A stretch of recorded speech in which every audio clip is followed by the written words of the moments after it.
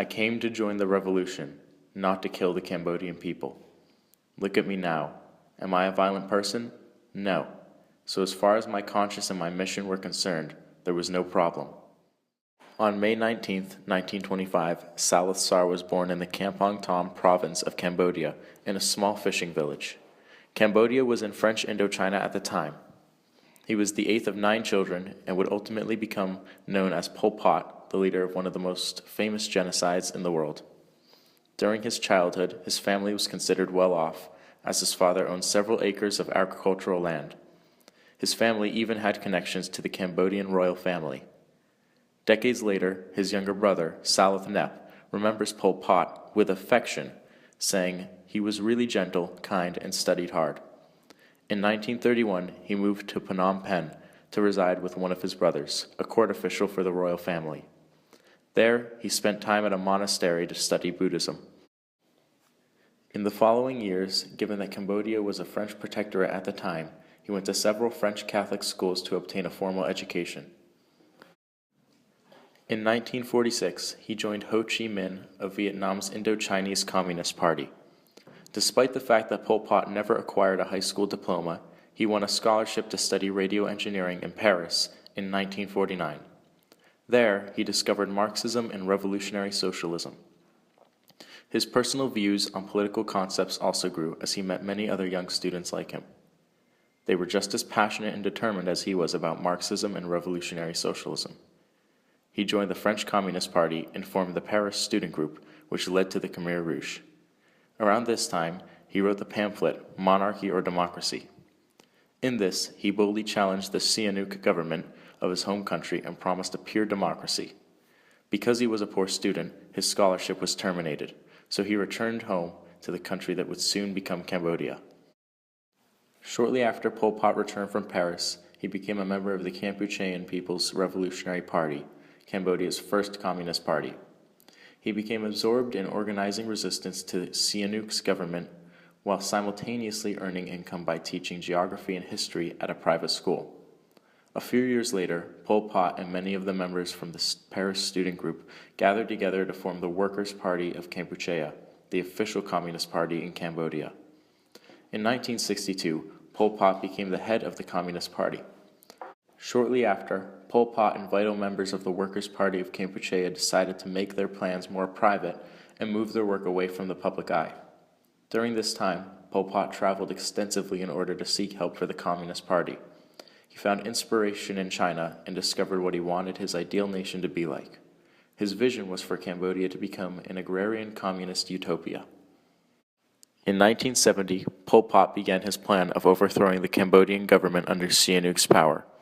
He assembled an army of Cambodian communists to fight the government. The United States teamed up with Pol Pot and the Khmer Rouge in order to oust Prince Sihanouk.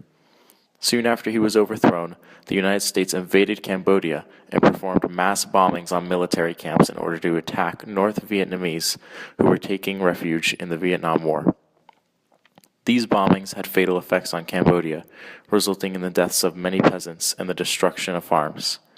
This caused many peasants to move to the capital. These events put Cambodia in economic turmoil and under military threat, which eventually led to popular support for Pol Pot. On April 17, 1975, the Khmer Rouge took over Cambodia, making Pol Pot the new leader.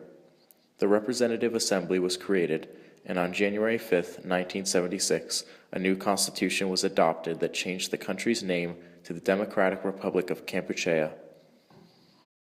Pol Pot was a communist and controlled the country with a totalitarian dictatorship. Money, private property, jewelry, gambling, and most reading material and religion were outlawed. Businesses, schools, healthcare facilities, and sources of media were shut down. In addition, agriculture was collectivized as he wanted to reconstruct the economy around it. Farmers were expected to grow unrealistically high amounts of rice and were given extremely small amounts in return, leading to starvation. Another focus was to strengthen the military. Families were destroyed as children were taken and forced to become soldiers. Furthermore, to strengthen the nationalism of Cambodia, Pol Pot isolated the country from the rest of the world. He shut down foreign and economic aid, banned foreign languages, and attacked minorities. Pol Pot's leadership, which lasted from 1975 to 1979, is known as the Khmer Rouge period. During this time, the Khmer Rouge carried out their plan, Year Zero. They initially wanted to evacuate people out of major cities and towns so they'd be more easy to control. In 1976, the people were classified under 3 different categories: full rights people, candidates, and depositees. The depositees were the lowest ranked class, so when food was rationed, they received the least. This led to widespread starvation. The Khmer Rouge believed that only a few million people were needed to build an agrarian communist utopia. The rest of the people were seen as useless. One of their proverbs was, "To keep you is no benefit, to destroy you is no loss." Mass exterminations were held, and hundreds of thousands of people were buried alive.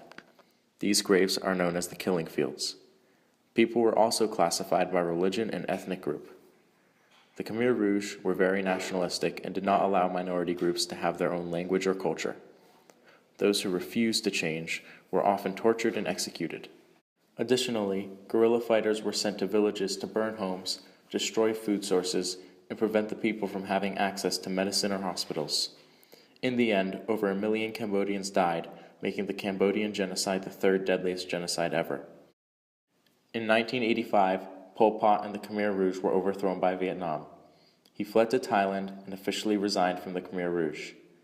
In 1989, Vietnam withdrew from Cambodia and Pol Pot returned, where he remained until his death on April 15, 1998. He was never brought to justice for the Cambodian genocide. When I die, my only wish is that Cambodia remain Cambodia and belong to the West. It is over for communism, and I want to stress that.